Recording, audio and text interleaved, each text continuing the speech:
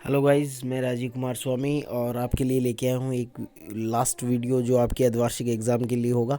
मुझे पता है कि समय का अभाव है क्योंकि कल सुबह जो है आपका अर्धवार्षिक पेपर है, लेकिन और अभी रात को जो है वीडियो अपलोड किया जा रहा है। तो मैं आपको बता दूं कि मुझे टाइम नहीं मिल पाया था, तो इसके लिए मैं जल्दी वीडियो नहीं बना पाया। लेकिन फिर भी ये जो वीडियो है ये 40 से 50 मिनट का होने वाला है। आप इसको देखें और इससे कई क्वेश्चंस जो हैं वो पुट अप होने वाले हैं, एग्ज़ाम में आ सकते हैं। महत्वपूर्ण क्वेश्चन जो हैं वो लेके आया हूँ मैं आपके लिए। 42 जो है क्वेश्चंस हैं, तो अगर उनमें से अगर कुछ क्वेश्चंस जो जो क्वेश्चंस जो आएंगे तो वो आपके लिए महत्वपूर्ण हो सकते हैं। चलो देर नहीं करते हुए और अपने टॉपिक पे चलते हैं और क्वेश्चंस को देखते हैं। तो क्वेश्चन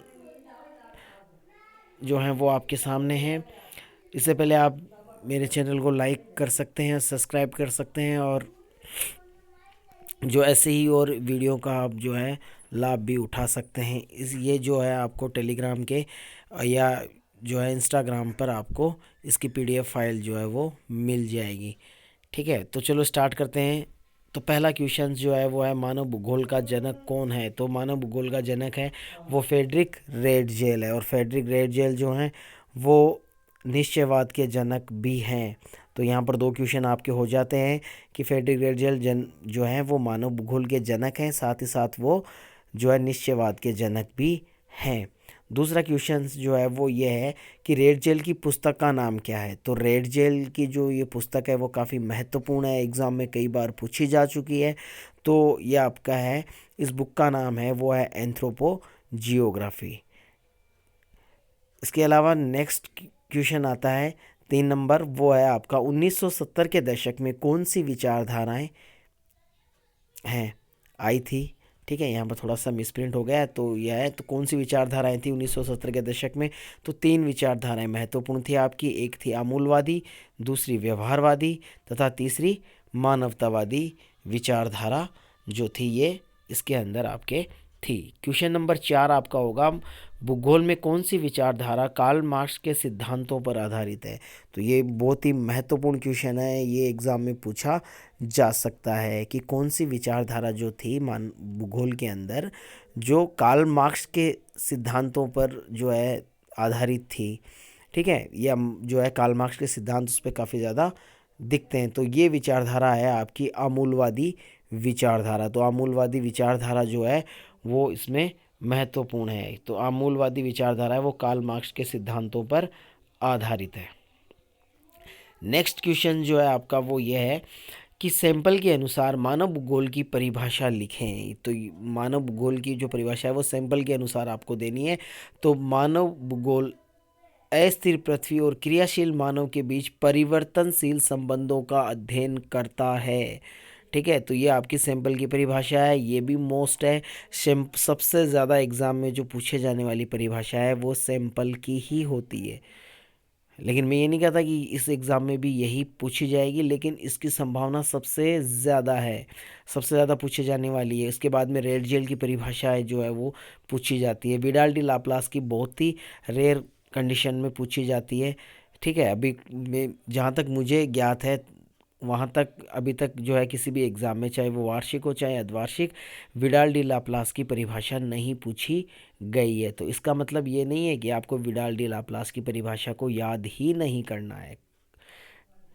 ठीक है, नेक्स्ट चलते हैं अपन नंबर 6। तो नंबर 6 क्वेश्चन है, प्रकृति का मानवीकरण समझाएं। तो कल जो मैंने आपको वीडियो बनाया था तो उस वीडियो में था प्रकृति का मानवीकरण।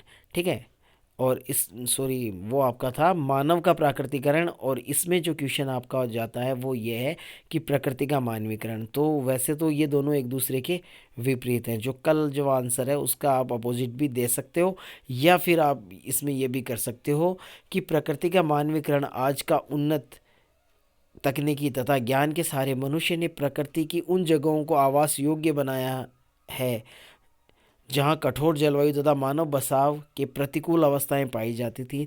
इन प्रतिकूल अवस्थाओं को मनुष्य ने अपने विवेक तकनीकी की सहायता से इसको जो है विभिन्न स्थानों को अपने रहने योग्य बनाया तथा अपनी आर्थिक क्रियाओं के योग्य बनाया है। तो ये भी आप लिख सकते हैं, या इसके अलावा आपकी बुक में इसके बारे में और मिल जाएगा, तो आप वहाँ से भी देख सकते हैं। नेक्स्ट नंबर 7 क्वेश्चन आता है आपका, आर्थिक भूगोल के क्षेत्र बताने हैं।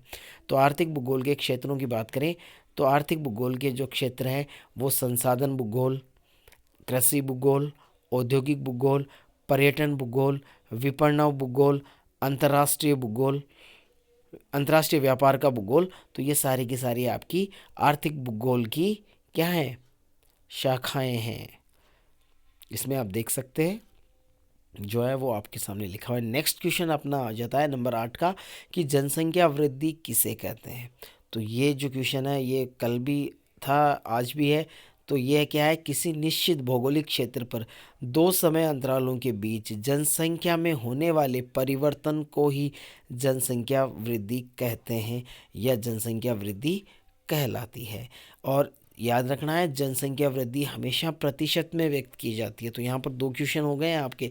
अगर क्वेश्चन आए कि जनसंख्या वृद्धि किस में प्रदर्शित की जाती है, तो हमेशा प्रतिशत में व्यक्त की जाती है या प्रदर्शित की जाती है। ठीक है, तो यहाँ दो समय अंतरालों के बीच, यानी यहाँ पर दो जनगणना वर्ष होंगे आपके। ठीक है, तो उन दो जनगणना वर्षों के बीच जो लोग होते हैं उनकी संख्या में जो परिवर्तन होता है वो जनसंख्या वृद्धि कहलाती है। नेक्स्ट क्वेश्चन आ जाता है, जनसंख्या घनत्व को परिभाषित कीजिए। तो ये क्वेश्चन जो है ये भी महत्वपूर्ण है। तो इसमें आप देखिए कि भूमि की प्रत्येक इकाई पर उस पर निवास कर रहे लोगों की संख्या और भूमि के आकार के अनुपात को जनसंख्या का जो है या जनसंख्या घनत्व है वो कहा जाता है। इसे प्रति व्यक्ति वर्ग किलोमीटर द्वारा व्यक्त किया जाता है। तो इसका जो है दूसरा आप ये भी दे सकते हैं कि किसी निश्चित भौगोलिक क्षेत्र पर रह रही लोगों की संख्या तथा उसके कुल क्षेत्रफल के अनुपात को जनसंख्या घनत्व कहा जाता है। और इस जनसंख्या घनत्व को गणितीय घनत्व भी कहा जाता है। अगर आप क्वेश्चन आ जाए कि गणितीय घनत्व को परिभाषित कीजिए, तब भी आपका यही आंसर होगा, क्योंकि जनसंख्या घनत्व और गणितीय घनत्व एक ही होते हैं। और इसे जो है प्रति व्यक्ति प्रति वर्ग किलोमीटर द्वारा व्यक्त किया जाता है। जैसे एग्जाम्पल के लिए भारत का जनसंख्या घनत्व कितना है, तो 382 व्यक्ति प्रति वर्ग किलोमीटर, यानी 382 व्यक्ति हैं वो एक वर्ग किलोमीटर क्षेत्र में या दायरे में रहते हैं। तो इस प्रकार से इसको व्यक्त है वो किया जाता है। इसके अलावा अगर जनसंख्या घनत्व की बात करें, इसके अलावा एक आपके कायिक घनत्व भी है। ठीक है, जो कृषि कुल जनसंख्या और कृषि योग्य भूमि के अनुपात को दर्शाता है। ठीक है, नेक्स्ट आपका क्वेश्चन नंबर 10 आपका है, तो वो है उत्प्रवास किसे कहते हैं। ठीक है, तो ये दो तत्व हैं, एक उत्प्रवास एक आप्रवास। ठीक है, दोनों एक दूसरे के विपरीत हैं। तो यहाँ पर आपके दो क्वेश्चंस कंप्लीट हो रहे हैं, उत्प्रवास और आप्रवास। जब लोग एक स्थान को छोड़कर किसी दूसरे स्थान पर जाकर बस जाते हैं तो उसे उत्प्रवास कहते हैं, यानी लोग दूसरे स्थान पर चले जाते हैं। ठीक है, एक स्थान को छोड़कर, जैसे लक्ष्मणगढ़ को छोड़कर सीकर चले गए, तो वो क्या हो गया, उत्प्रवास हो गया। ठीक है, आप्रवास क्या होगा, थोड़ा सा चेंज होगा, ज़्यादा चेंज नहीं होगा, थोड़ा सा चेंज होगा। क्या चेंज होगा कि जब लोग एक स्थान पर आकर रहने लग जाते हैं। ठीक है, एक स्थान पर आकर रहने लग जाते हैं तो उसे आप्रवास कहा जाता है। यानी लक्ष्मणगढ़ को छोड़कर सीकर जाना क्या कहलाएगा, उत्प्रवास कहलाएगा। और सीकर से जो है लक्ष्मणगढ़ आकर बस जाना क्या कहलाएगा, आप्रवास कहलाएगा। यानी आप ये देखो, किसी क्षेत्र में अगर कोई आ रहा है तो वो होगा आप्रवास, अगर कोई उस क्षेत्र से बाहर जा रहा है तो वो होगा उत्प्रवास। ठीक है, नेक्स्ट अपन बात करेंगे क्वेश्चन नंबर 11 की, प्रतिकर्ष कारकों के दो उदाहरण लिखें। यानी प्रतिकर्ष और आकर्ष दो कारक होते हैं, तो ये दो कारक होंगे। तो बेरोजगारी और प्रतिकूल जलवायु ये प्रतिकर्ष कारक के लिए जिम्मेदार होते हैं। ठीक है, आकर्ष जो होता है आकर्ष कारक होता है वो इसका उल्टा होगा, क्योंकि देखिए प्रतिकर्ष में लोग जो हैं वो छोड़कर जाते हैं और आकर्ष में जो व्यक्ति है वो बाहर से किसी चीज़ को देखकर अंदर की तरफ आते, यानी उस तरफ आते हैं। ये आप्रवास और उत्प्रवास की तरह ही है। जैसे मान लो सीकर में एजुकेशन सबको प्रभावित कर रही है।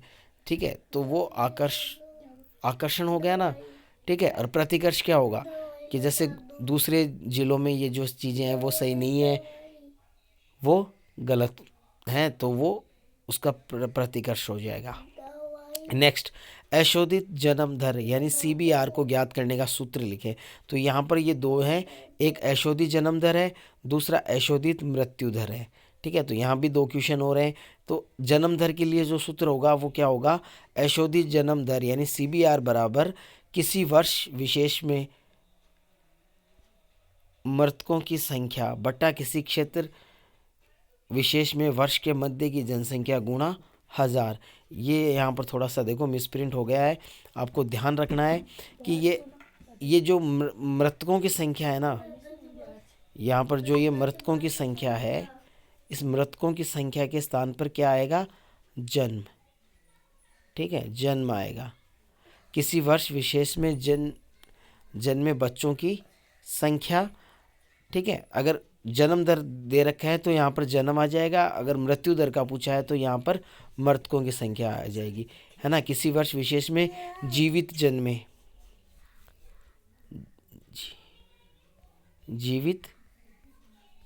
जन्मे लोगों की संख्या बटा किसी क्षेत्र विशेष में वर्ष के मध्य जनसंख्या गुणा 1000। ठीक है, ये आपका किसका हो जाएगा, अशोधित जन्म दर का। और अशोधित अगर मृत्यु दर की बात करें तो ये जो नीचे आपको दे रखा है ये उसी का ही है, मृतकों की संख्या। ठीक है, ये आपका जो है वीडियो में ठीक नहीं हो सकता, लेकिन जो आपका वो रहेगा PDF उसमें मैं सही इसको कर दूंगा। ठीक है, नेक्स्ट अपन देखेंगे 13 नंबर, UNDP का पूरा नाम लिखे। तो संयुक्त राष्ट्र विकास कार्यक्रम जो है UNDP का पूरा नाम है यूनाइटेड नेशन डेवलपमेंट प्रोग्राम। इसको इंग्लिश में भी आप लिख सकते हैं, हिंदी में लिख सकते हैं, तो दोनों नाम आपके पास यहाँ उपलब्ध हैं। संयुक्त राष्ट्र विकास कार्यक्रम UNDP का हिंदी में नाम है, अगर इंग्लिश में आप लिखना चाहेंगे तो यूनाइटेड नेशन डेवलपमेंट प्रोग्राम। ठीक है, नेक्स्ट क्वेश्चन की अपन बात करते हैं। मानव विकास प्रतिवेदन 2020 के अनुसार भारत का कौन सा स्थान है। तो जो मानव विकास प्रतिवेदन जो है 2020 में पारित हुआ है, उसके अंदर भारत का कौन सा स्थान आता है। तो इसके अंदर भारत का 131वां स्थान आता है। नेक्स्ट, या आप ये कह सकते हो कि मानव विकास सूचकांक में भारत का नंबर है वो कितना है, 131वां है। नेक्स्ट क्वेश्चन आपका हो जाता है मानव विकास के उपागम के नाम बताएं। तो मानव विकास के उपागम जो है उनके नाम कौन कौन से हैं। तो देखिए मोस्टली 4 उपागम है ये। पहला आपका है आय उपागम, दूसरा है कल्याण उपागम, तीसरा आधारभूत आवश्यकता उपागम, और चौथा आपका रहता है क्षमता उपागम। तो ये आपके हो रहे हैं। तो नेक्स्ट आपका आएगा क्वेश्चन नंबर 16, मानव विकास सूचकांक श्रेणी में विश्व का कौन सा देश प्रथम स्थान पर है। तो मानव विकास सूचकांक के अंदर पहला जो देश है विश्व का वो कौन सा है। तो आपको याद रखना है पहले नंबर पर नॉर्वे आता है। नॉर्वे है वो दुनिया का सबसे ज़्यादा खुशहाल देश माना जाता है मानव विकास के दृष्टिकोण से। नंबर 17, मानव विकास के 4 स्तंभों के नाम बताएं। तो मानव विकास के 4 स्तंभ है समानता, सतत पोषणीयता, उत्पादकता और सशक्तिकरण। ये मानव विकास के 4 स्तंभ हैं। ये चारों स्तंभ होंगे तभी मानव विकास संभव है, अन्यथा संभव नहीं है। नेक्स्ट है प्राथमिक क्रिया किसे कहते हैं। तो इसका सीधा सा आंसर है, इसमें कोई ज़्यादा बड़ा है नहीं, वह समस्त क्रियाएं जो प्रत्यक्ष रूप से प्रकृति से प्रभावित होती हैं उन सभी आर्थिक क्रियाओं को प्राथमिक क्रिया कहते हैं। ठीक है, तो ऐसी जो भी ऐसी क्रियाएं जो प्रत्यक्ष रूप से प्रकृति से जो है प्रभावित होती हूँ या प्रकृति के ऊपर निर्भर करती हूँ, वो सभी की सभी आपकी क्या कहलाएंगी, प्राथमिक क्रिया कहलाएंगी। इसमें जैसे देखो उदाहरण भी मैंने आपको यहाँ पर दिए हैं, पशुपालन है, कृषि है, आखेट है, मत्स्य है और वनोत्पादन है। तो ये आपके इसके एग्जाम्पल हो जाएंगे, क्योंकि ये सभी चीज़ें जो हैं या सभी जो व्यवसाय है वो डायरेक्टली प्रकृति से प्रभावित हैं। नेक्स्ट क्वेश्चन आपका आता है 19 का, स्थानांतरण कृषि के नाम बताएं। तो स्थानांतरण कृषि जो है उसको अलग अलग देशों में अलग अलग नाम से जाना जाता है।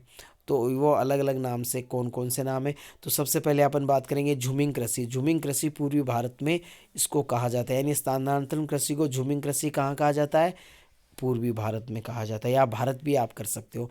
नेक्स्ट आपका है नंबर 2 मिल्पा, मिल्पा जो है मेक्सिको और मध्य अमेरिका में इसको बोला जाता है।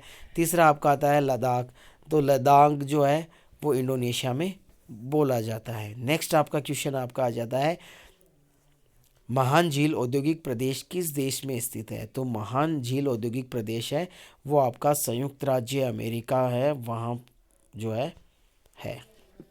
नेक्स्ट, स्वामित्व के आधार पर उद्योगों का वर्गीकरण कीजिए। तो स्वामित्व के आधार पर उद्योगों का जो वर्गीकरण है वो 3 प्रकार का होता है। सार्वजनिक उद्योग, ठीक है, तो यहाँ पर आप देख सकते हैं कि यहाँ थोड़ा सा साइड में आ गया ये। तो सार्वजनिक उद्योग, निजी उद्योग और मिश्रित या इसको संयुक्त उद्योग भी आप बोल सकते हो। तो ये इसका आंसर हो जाएगा। नेक्स्ट आपका आ जाता है, सिलिकन घाटी कहाँ स्थित है? तो सिलिकन घाटी भी संयुक्त राज्य अमेरिका में ही स्थित है, या सिलिकॉन घाटी या सिलिकन घाटी एक ही बात है, ठीक है। नेक्स्ट आपका आता है, द्वितीय क्रिया किसे कहते हैं? तो प्रकृति में पाए जाने वाले कच्चे माल का रूप बदलकर उन्हें हाथों या मशीनों से मूल्यवान बनाना विनिर्माण क्रियाकलाप कहलाता है। तो वह सभी क्रियाएं जो प्रकृति प्रदत्त वस्तुओं का हाथों या मशीनों के द्वारा रूप परिवर्तन करके उनको और ज़्यादा मूल्यवान बना देती हैं, वो आपके कौन सी हो जाएंगी?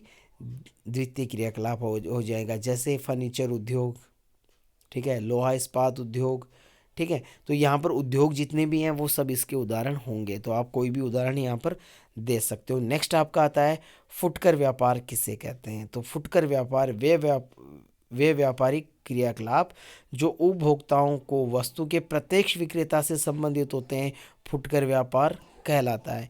यानी वे व्यापारी जो डायरेक्टली क्या करते हैं, उपभोक्ताओं को सामान बेचते हैं, वो क्या कहलाएंगे? फुटकर व्यापारी। दूसरा इसमें कौन सा है आपका? तो दूसरा इसमें आता है थोक व्यापार। तो थोक व्यापार में क्या होगा? वह व्यापारी जो फुटकर विक्रेताओं को सामान बेचते हैं, वो थोक व्यापार कहलाता है। यानी फुटकर व्यापार में वस्तु जो है वो डायरेक्ट उपभोक्ताओं को बेची जाती है, जबकि थोक व्यापार में ऐसा नहीं होता है, ये जो है फुटकर व्यापारियों को बेची जाती हैं। नंबर 25, विकासशील देश में उनके अंक, सॉरी यहाँ पर उनकी जगह जो मैं यहाँ थोड़ा सा गड़बड़ हो ही गया, तो यहाँ पर मैं आपको बता देता हूँ कि यहाँ पर क्या है। तो यहाँ पर जो है ये उनका नहीं है, यहाँ पर ये गलत है। तो इसमें क्या है, आपको क्या करना रहेगा कि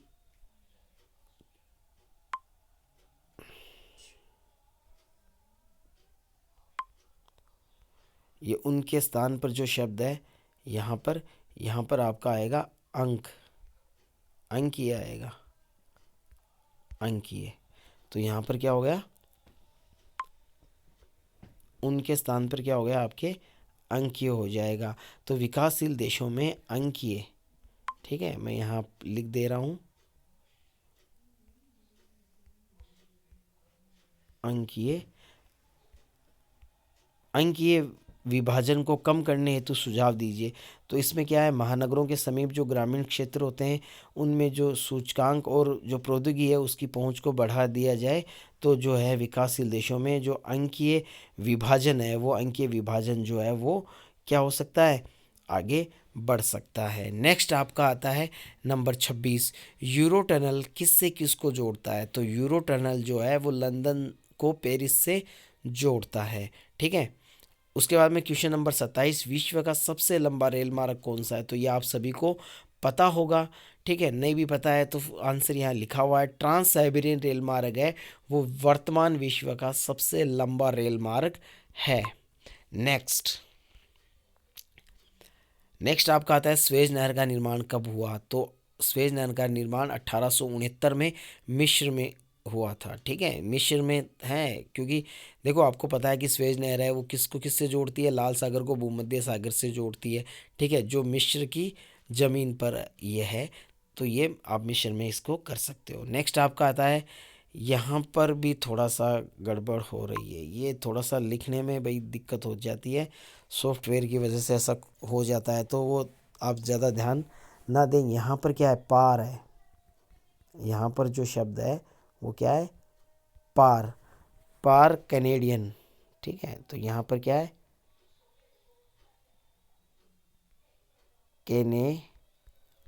डीएन, पार कनेडियन। ठीक है, तो पार कनेडियन रेल मार्ग कहाँ से कहाँ तक है? तो कनाडा के पूर्व में स्थित हेलिफैक्स को जो है पश्चिमी तट पर स्थित वैंकूवर नगर से जोड़ता है।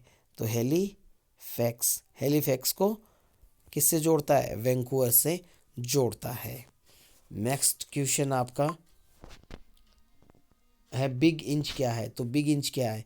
तो बिग इंच ये है, एक पाइपलाइन है जो कि मेक्सिको की खाड़ी में स्थित जो तेल के कुएं हैं उनको उत्तर पूर्वी राज्यों तक तेल ले जाती है। और यह जो है कहाँ स्थित है? संयुक्त राज्य अमेरिका में स्थित है। आप इस क्वेश्चन को ऐसे भी आंसर कर सकते हो कि संयुक्त राज्य अमेरिका में स्थित यह एक पाइपलाइन है जो मेक्सिको की खाड़ी में स्थित तेल के कुओं को उत्तर पूर्वी राज्यों से जोड़ती है। ठीक है, तो आप इसमें अमेरिका पहले भी कर सकते हो, बाद में भी कर सकते हो, या उत्तर पूर्वी राज्यों, या यहाँ से भी आप संयुक्त राज्य अमेरिका के उत्तर पूर्वी राज्यों से जोड़ती है। तो यहाँ पर अमेरिका आप तीनों जगह जहाँ भी आपकी इच्छा हो, शुरुआत में लगाने की हो तो वहाँ लगा सकते हो, यहाँ उत्तर पूर्वी में लगाने की है तो यहाँ लगा सकते हो, और या लास्ट में लगाओ तो लास्ट में।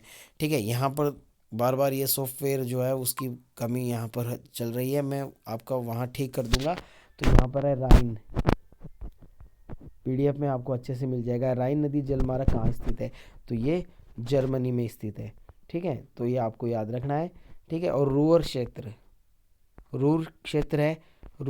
है वो भी कहाँ है? जर्मनी में। रूर क्षेत्र भी जर्मनी में है और राइन भी जर्मनी में है। तो ये दोनों आपको याद रखने हैं क्योंकि जो रूर क्षेत्र है वो काफ़ी महत्वपूर्ण है। नेक्स्ट, रेशम मार्ग किन दो देशों के मध्य था? तो रेशम मार्ग किन दो देशों के मध्य था? तो चीन और रोम के मध्य था। या रेशम मार्ग किन दो देशों को जोड़ता था? ऐसे भी क्वेश्चन आ सकता है, तभी आपका आंसर क्या होगा? चीन से रोम को जोड़ता है। विश्व व्यापार संगठन का मुख्यालय कहाँ है? WTO का मुख्यालय, वर्ल्ड ट्रेड ऑर्गेनाइजेशन, विश्व व्यापार संगठन, तो इसका मुख्यालय जेनेवा स्विट्जरलैंड में है। नेक्स्ट यार, यहाँ पर जो है देखो, जेनेवा जो है इसको जिनेवा भी बोलते हैं, तो जिनेवा या जेनेवा एक ही बात है, कंफ्यूज होने की आवश्यकता नहीं है। जेनेवा आता है तब भी वही है और जिनेवा आता है तब भी वही है। नेक्स्ट, विश्व व्यापार संगठन की स्थापना कब हुई थी? तो विश्व व्यापार संगठन की जो स्थापना है वो जनवरी 1995 में हुई थी। वर्ष 2011 की जनगणना के अनुसार सर्वाधिक जनसंख्या घनत्व वाला राज्य कौन सा है? तो अगर ऐसा क्वेश्चन आता है तो अब आपका आंसर होगा बिहार, 1102 व्यक्ति प्रति वर्ग किलोमीटर। अगर यहाँ पर आ जाए कि राज्य के साथ केंद्र शासित प्रदेश भी जुड़ा हुआ हो, ऐसी कंडीशन में आपको नई दिल्ली करना है ना? तो दिल्ली जो है वो सबसे ज़्यादा जनसंख्या घनत्व वाला केंद्र शासित प्रदेश है। ठीक है, अगर राज्य और केंद्र एक साथ पूछे जाए तो दिल्ली होगा, अगर अकेला राज्य पूछा जाए तो बिहार होगा, और अकेला केंद्र शासित प्रदेश पूछा जाए तो आपका दिल्ली होगा। ठीक है, न्यूनतम जनसंख्या घनत्व वाला जो राज्य है वो आपका कौन सा है? अरुणाचल प्रदेश है, 17 व्यक्ति प्रति वर्ग किलोमीटर। केंद्र शासित प्रदेश की बात करें तो अंडमान निकोबार द्वीप समूह है जो तकरीबन 46 व्यक्ति प्रति वर्ग किलोमीटर के हिसाब से हैं। दिल्ली का जो है वो 11,000 कुछ व्यक्ति प्रति वर्ग किलोमीटर है, तो वो आप जो है बुक में देख सकते हैं। अभी यहाँ मुझे पूरा क्लियर याद नहीं है तो इसलिए मैं आपको नहीं बता सकता। नेक्स्ट क्वेश्चन आपका आता है, भारत की प्रथम जनगणना कब हुई थी? तो भारत की प्रथम जनगणना 1872 में हुई थी। और यहीं अगर अपन बात करें कि संपूर्ण भारत की प्रथम जनगणना कब हुई थी, तो 1881 में हुई थी, ये याद रखना। पहली जनगणना 1872, संपूर्ण भारत में जो है पहली जनगणना कौन सी कब हुई थी? तो 1881 में हुई थी। और 1881 के बाद जो है 10 वर्ष के अंतराल पर जो है जनगणना होती आ रही है। फिर नेक्स्ट क्वेश्चन आता है आपका, गैरीसन नगर क्या होते हैं? तो गैरीसन नगर जो है छावनी नगर होते हैं और इन नगरों का विकास सैन्य संबंधित कार्य हेतु किया जाता है। ठीक है, तो ये आपका क्या किया जाता है? सैन्य जो सेना होती है वहाँ पर जो है ये किया जाता है। ठीक है, तो गैरीसन नगर क्या होते हैं, छावनी नगर होते हैं, और यहाँ पर सैन्य कार्य किए जाते हैं या कार्यों से संबंधित होती है। उसके बाद में आपका आता है क्वेश्चन नंबर अगला है, भारत की जनगणना नगरों को कितने वर्गों में विभाजित करती है? तो 6 वर्गों में या 6 प्रकारों में जो है वो ये विभाजित करती है। नेक्स्ट है, जल संभरण प्रबंधन के लिए अरवारी पानी संसद तथा नीरू मीरू परियोजना कहाँ चलाई गई थी? तो इसका आंसर होगा कि जो आपकी अरवारी पानी संसद है वो राजस्थान के अलवर ज़िले में, तथा नीरू मीरू कार्यक्रम है वो आंध्र प्रदेश राज्य में चलाया गया है। सीमा सड़क का निर्माण कौन करता है? तो ये इसका आंसर में ये सीमा सड़क संगठन जो है वो करती है। यहाँ पर अगर नेशनल हाईवे की बात करें, अगर मान लो यहाँ पर देखो सड़क का पूछा है ना, तो सड़क, सीमा सड़क का अगर ऐसे पूछ लिया जाए कि राष्ट्रीय राजमार्ग का निर्माण कौन करता है, तो राष्ट्रीय राजमार्ग का निर्माण करने वाली संस्था का नाम है राष्ट्रीय राजमार्ग प्राधिकरण, या इंग्लिश में इसको बोलते हैं नेशनल हाईवे अथॉरिटी। ठीक है, national highway authority of India. ठीक है, तो इसका ये नाम है। उसके बाद में अपन नेक्स्ट बात करते हैं, जो है आपका अंतिम क्वेश्चन है, कोंकण रेलवे का निर्माण कब किया गया था? तो कोंकण रेलवे का निर्माण है वो 1998 में किया था। ठीक है, और ये कहाँ से कहाँ तक है? ये मुंबई से जो है कहाँ तक जाता है, यानी महाराष्ट्र से गोवा होते हुए कर्नाटक को जोड़ता है। अंतिम क्वेश्चन है, पवन हंस क्या है? तो पवन हंस क्या है? तो पवन हंस है भारत के अंदर हेलीकॉप्टर सेवा प्रदान करने वाली एक संस्था है जिसका नाम पवन हंस सेवा है। ठीक है, शुरू की गई है, जो हेलीकॉप्टर से संबंधित जो है उड़ान के लिए ये जानी जाती है। तो ये 42 क्वेश्चन है, काफ़ी महत्वपूर्ण है, तो एक बार एग्ज़ाम से पहले आप इनको देखें। ठीक है, जो भी यहाँ पर मिस प्रिंट है वो आप अपने अकॉर्डिंग भी सही कर सकते हैं। देखो सॉफ्टवेयर की वजह से थोड़ा बहुत जो है इसमें प्रभाव पड़ जाता है। इसके साथ ही नीचे आप यूट्यूब चैनल जो है उसको लाइक और सब्सक्राइब करें, और साथ ही साथ इंस्टाग्राम और टेलीग्राम पर भी आप मुझे फॉलो कर सकते हैं, और यहाँ पर आपको पीडीएफ मिल भी जाएगी आसानी से। ठीक है, नेक्स्ट वीडियो में फिर मिलेंगे। इस वीडियो में बस इतना ही। नेक्स्ट वीडियो में एक फिर आऊँगा, ज़रूर आऊँगा। तब तक के लिए नमस्कार, धन्यवाद।